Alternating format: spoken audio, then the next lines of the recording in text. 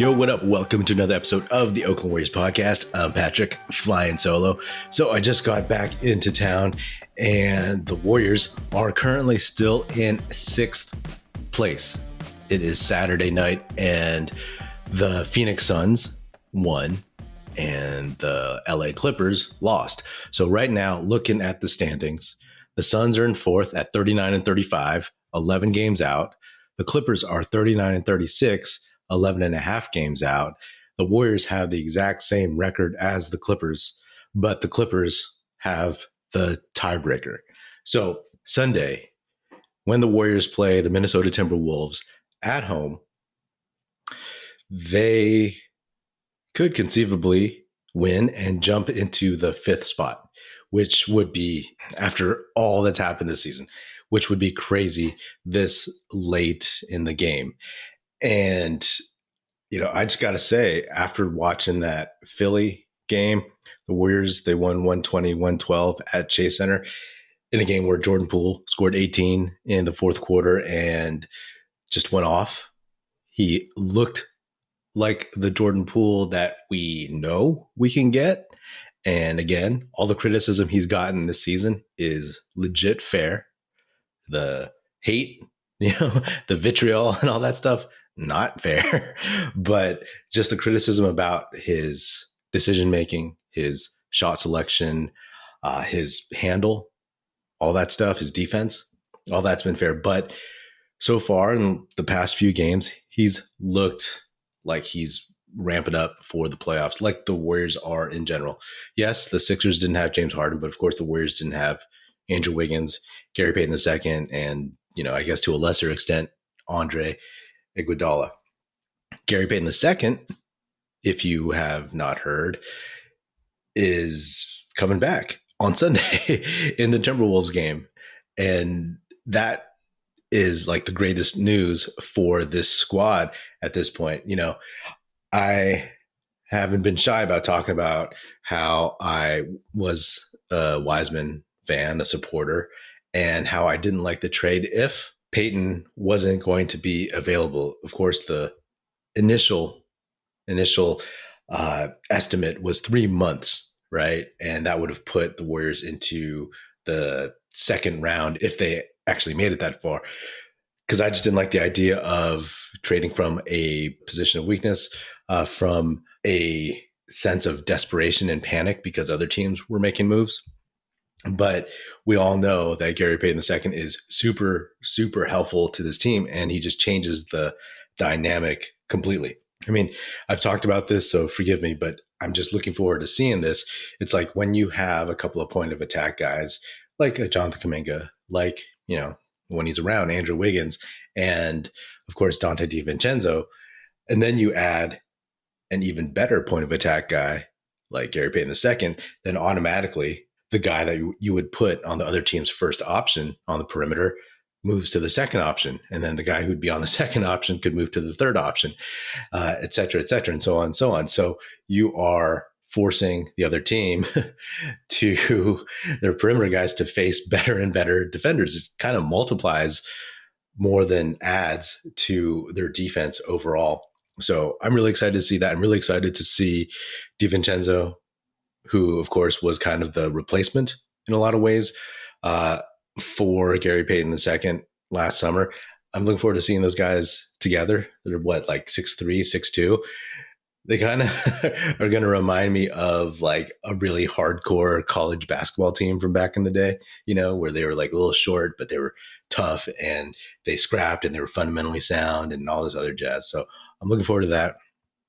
And it'll take some time for Gary Payton II to get up to speed. Not a ton of time because, of course, he knows these guys really well. The chemistry in the locker room is there. Chemistry on the court, it'll get there, right? The Warriors, they have 7 games left until the end of the regular season, and that's a decent runway to get acclimated. Hopefully, he's 100%. Hopefully, that core muscle that he needed surgery on last summer is fully healed.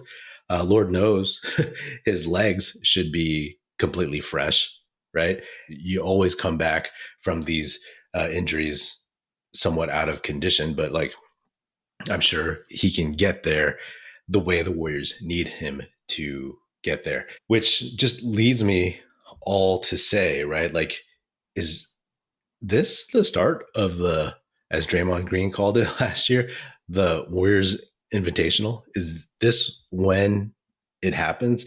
We, all of us who have watched all the games this year and have kind of struggled with seeing this team and knowing what they could be and then being completely mediocre instead, we all either thought it was going to just fizzle out or they would find that extra gear, that they would get healthy and whole, which is the phrase that I use all the time these last couple of weeks, and just flip that switch. Right now, they're looking pretty good. And a lot of it has to do with the fact that, hey, the rest of the Western Conference, the middle of the pack, has just, it's been as mediocre as the Warriors have. So kind of lucked out in that respect. And now is a chance to take advantage of it. Granted, Andrew Wiggins is not back yet. No updates on him. Hopefully everything's okay. Hopefully he comes back. It would take a while, but again, just looking at the dudes who are on the court. And again, I like our chances against a lot of teams.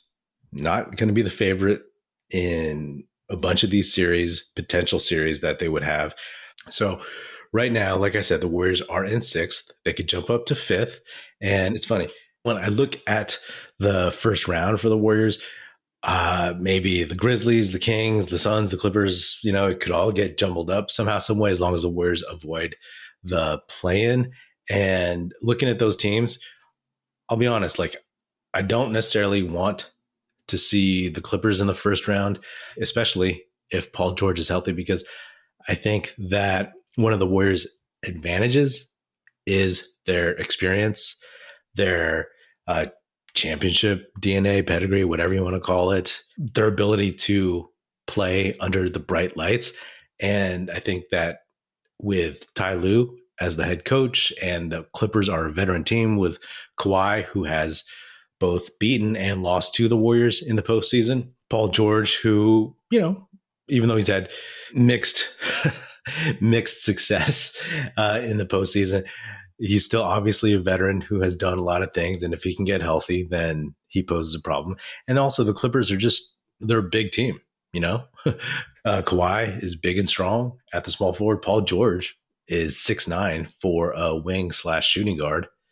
And they got Zubac, they got all these dudes that, as we saw in the last game against the Warriors in LA, gave the Warriors problems. And I don't think that the Warriors would necessarily lose to them, but they're a tougher challenge that nullifies some of their advantages.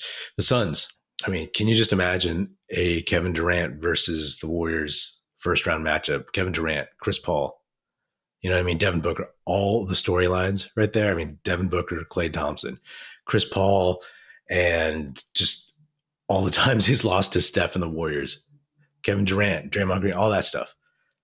Like, that would be amazing. Kevin Durant has not played at Chase Center at all, right? He left before it was open, and he's been hurt every single time the Nets or the Suns have played in Golden State. So that would be really, really fascinating. And, I personally would be really interested in seeing that matchup. It's tough for sure, but there's pretty much tough matchups all across the board in that respect. The Kings would be a lot of fun. Another great matchup because this up and coming team and Mike Brown as the coach versus the Warriors, who've been there obviously before many times. But what fascinates me about that is, like, it is the best travel situation for the Warriors, for the veteran Warriors. And a ton of Warriors fans will buy tickets to Golden One and kind of, mitigate the Kings' home court advantage. So that's the one that I would want to see the most, just across the board. Like, obviously you want the Warriors to get as high as possible in the standings, but like, if it was 6 versus 3, and it was the Kings, I wouldn't be mad at that at all. I'll be honest. Like I think that would be a really, really, really interesting matchup. Maybe fun. It'd be fun as hell to watch that. Of course, if the Warriors can get up to 4 and play the Suns at home or the Clippers at home, I'll take that too. The Grizzlies are at number 2, so the Warriors would have to fall out of the playoffs and fall into the play-in and then end up in the 7th spot if the standings held true. And I'll be honest, like I'm kind of tired of the Grizzlies and the quote unquote rivalry, non-rivalry with the Warriors. It's the same storylines over and over again, and it's gotten a little boring. And it's one of those things that, hey, if it became a matchup in the later rounds, cool, right? I can live with that. But in the first round, it's with like Dylan Brooks, with John Morant, some of the usual chatter between the teams, it's a little stale to me, and we've seen it before. So I would honestly opt out of that. Not because I'm worried any more than usual about the Grizzlies, not because the Grizzlies have beaten the Warriors the last 2 times, where the Warriors had beaten the Grizzlies the first 2 times this season, but it's largely because like I want to see something new. You know what I mean? And the Kings would be obviously new. Durant versus the Warriors would be new. Even, the Clippers, the old heads kind of clashing.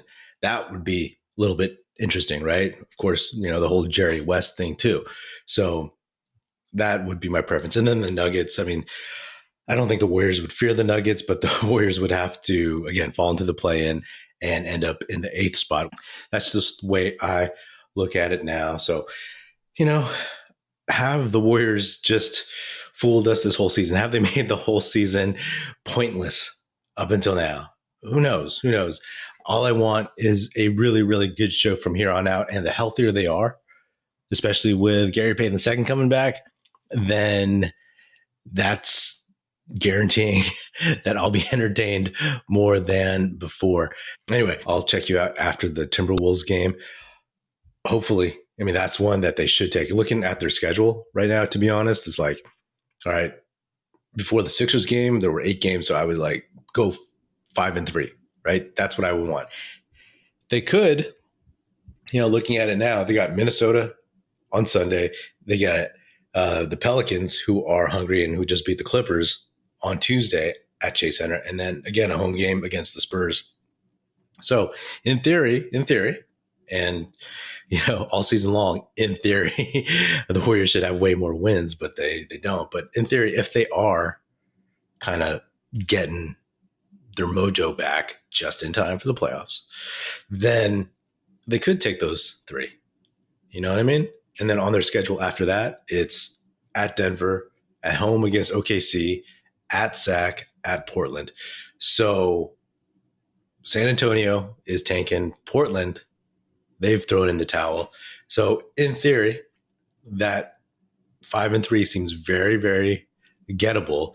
If they can go 6-2 in the final 8, then, then we're really, really talking. And, I guess at this point it would be going 5-2 in the remaining 7. So we'll see how that goes. This Minnesota game will be interesting.